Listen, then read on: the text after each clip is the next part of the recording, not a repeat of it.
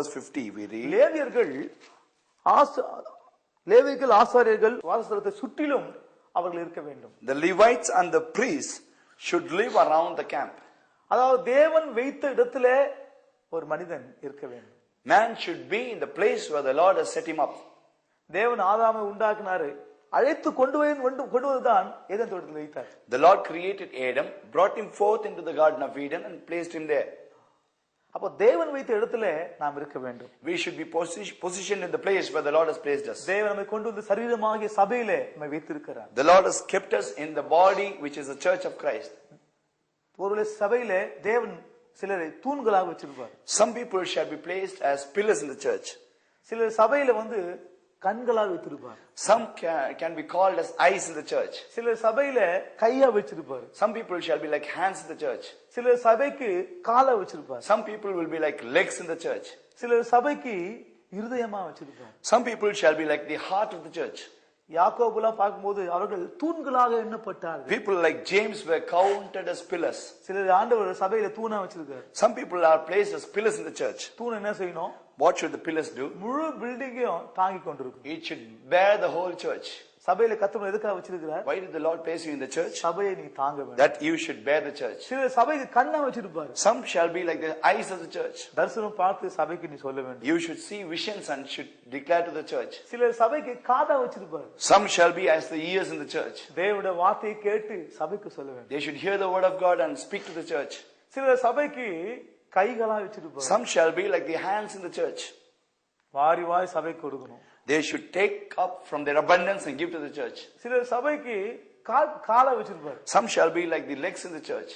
ஓடி ஓடி வேலை செய்யணும். They should run here, helter skelter, work for the Lord. ஊழியம் செய்ய ஓடி ஓடி ஊழியம் செய்யணும். They should run here and there and do a work for the Lord. சிலர் சபைக்கு இருதயமா வச்சிருப்பார். Some shall be like the heart of the church.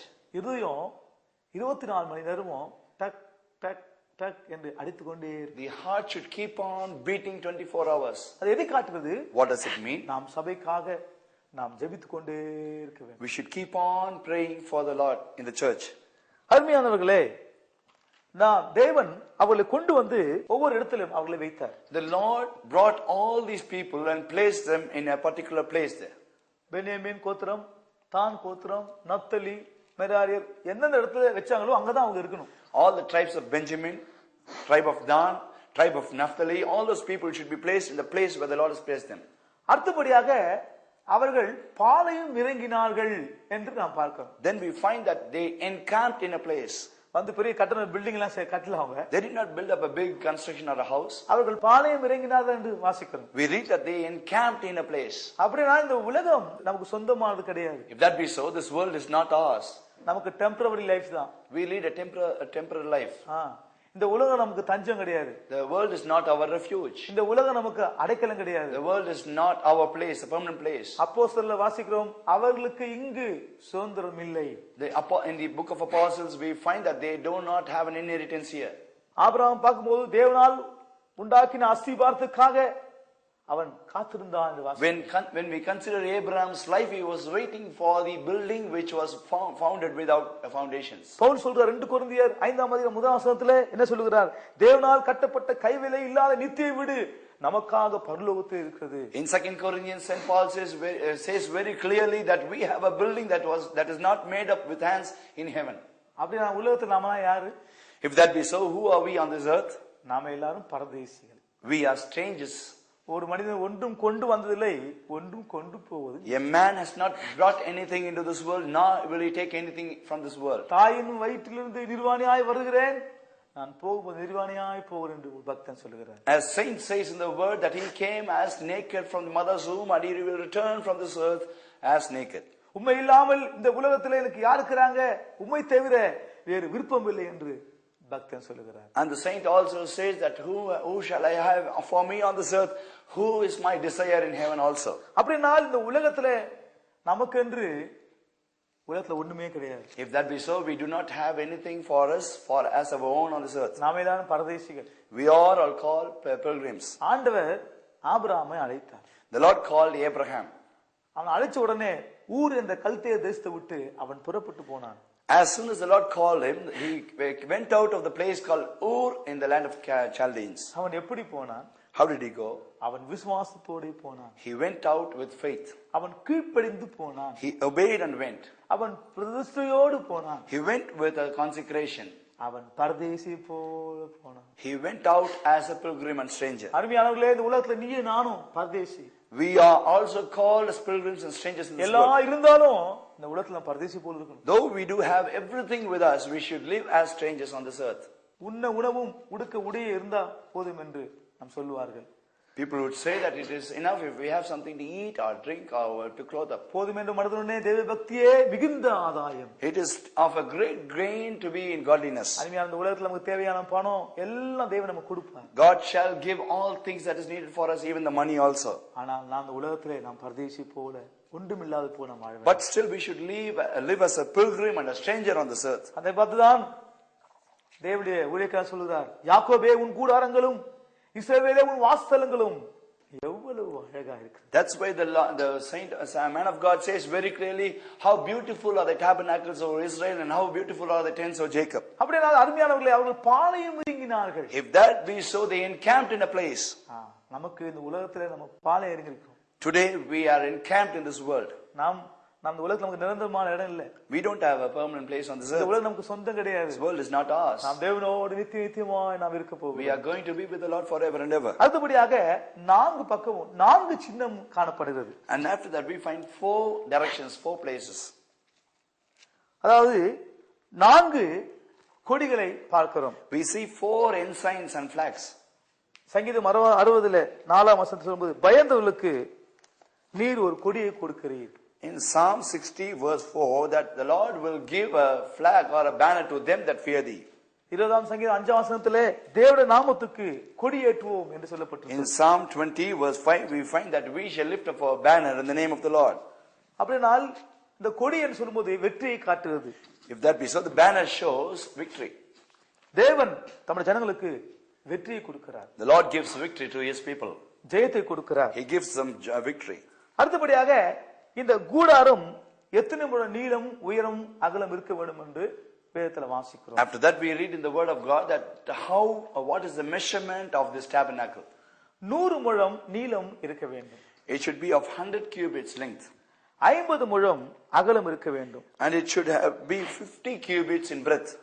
அதை சுற்றிலும் 60 தூண்கள் காணப்பட வேண்டும். 60 pillars should be around it. இந்த பக்கம் 20, இந்த பக்கம் 20, இந்த பக்கம் 10, இந்த பக்கம் 10, மொத்தம் 60 தூண்கள் காணப்பட வேண்டும். 20 plus 20 on the length side and 10 plus 10 on the breadth side. அதை சுற்றிலும் வெள்ளி கொக்கி சுற்றிலும் மெல்லிய மூடுதலை கொண்டு செய்யப்பட வேண்டும். And it should be made of the fine linen, and the curtain should be made of the fine linen, and it should be having silver loops. 5 முழம் உயரமாக அது காணப்பட வேண்டும். The height thereof should be 5 cubits. 5 முழம் என்று சொன்னால் 8 அடி இருக்கணும். 5 cubits means 8 feet. 8 அடின்னு சொன்னா வெளியில இருந்து பார்த்தா அது உள்ள இருக்கிறது தெரியாது. 8 feet means anything will not be revealed from the outside. மாத்திரமல்ல, அதுக்கு முதலாவதாக அந்த ஆசரிப்பு கூடாரத்திலே ஒரு பிரகாரம் இருக்குது. And before that we find an outer court in the tabernacle. பரிசுத்த ஸ்தலம் இருக்குது. That is the holy place. மூன்றாவதாக மகா பரிசுத்த ஸ்தலம் என்று. Thirdly, we call it as the most holy place.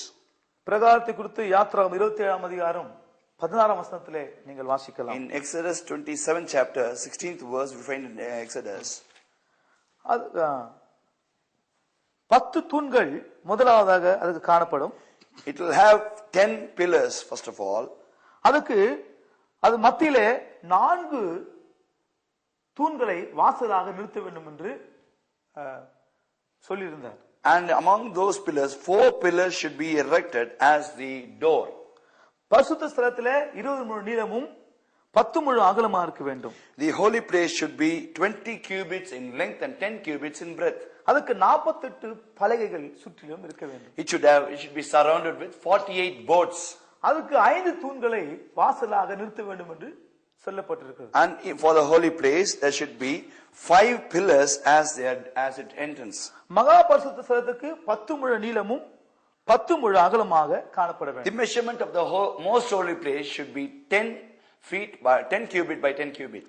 முதலாவதாக இந்த அந்த 10 தூண்கள் மத்தியிலே 4 தூண்கள் வாசலாக நிறுத்த வேண்டும் என்று சொன்னார். And amongst those 10 boards, 4 boards should be kept as a pillar there பிரகாரத்திலே in the outer court. அந்த 4 தூண்கள் என்று சொன்னா இதை காட்டுகிறது. What does it mean by that 4 pillars? தூதர்களின் லக்கத்தை காட்டுகிறது. The 4 pillars shows the number of the angels. கொலோசியர் 1 அதிகாரம் 16 வசனத்திலே 4 விதமான தூதர்களின் கூட்டத்தை காட்டுகிறது. Colossians 1st chapter we find about 4 kinds of angels.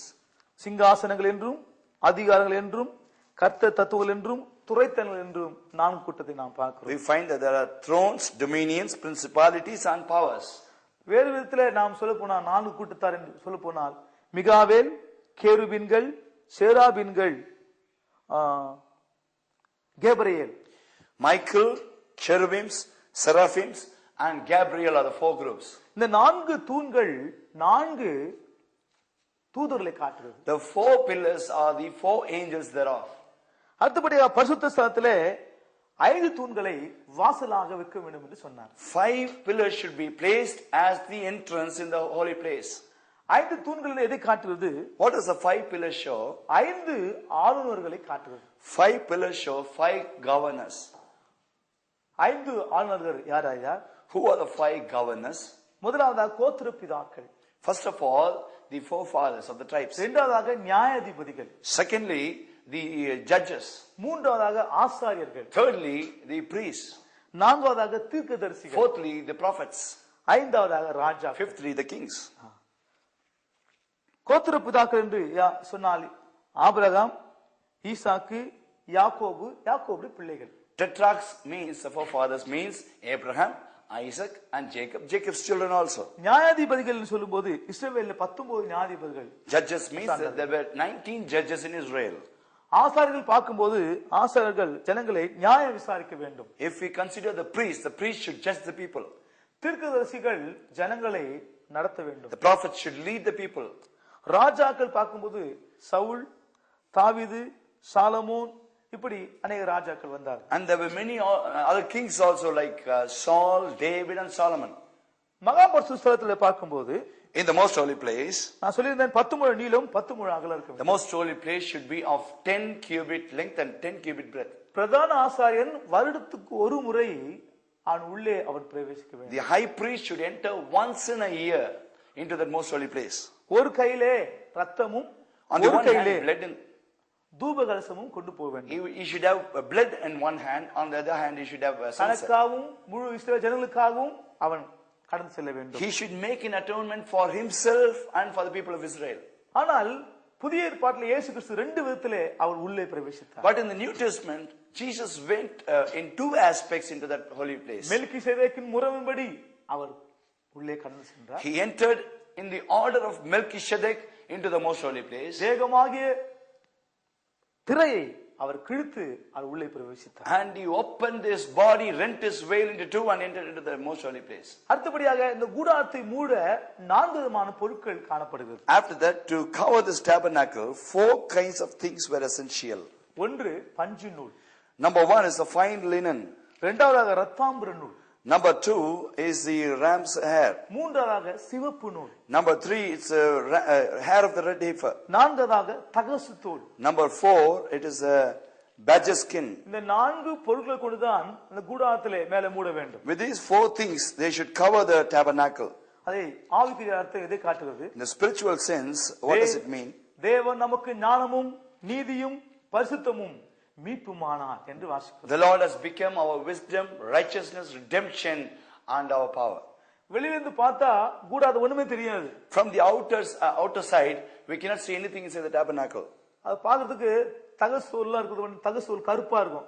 கருப்பா சொல்லி வெளியில ஜனங்க பாப்பாங்க. From the outward look we can just witness the badger skin, that's all. இன்னைக்கு நம்ம ஜனங்கள் பார்த்து என்ன பண்றாங்க? வெளியில பார்த்து இன்னும் அலையில கூட்டத்தை கத்துறாங்க, சத்தம் போடுறாங்க. அப்படி வெளியே அவங்க தவறாக நினைக்கிறார்கள். Even today people witness our services from outside and they think us and mock us like they are shouting hallelujah and all those things. வெளியே பார்க்கும்போது கருப்பாக காணப்பட்டது, பல நிறமாக காணப்பட்டது. ஆனால் அந்த ஆசரிக்கூடாத உள்ளே பார்க்கும்போது தேவனுடைய மகிமை காணப்பட்டது. In the outward appearance it appeared in different colors, but inside the tabernacle the glory of God was there.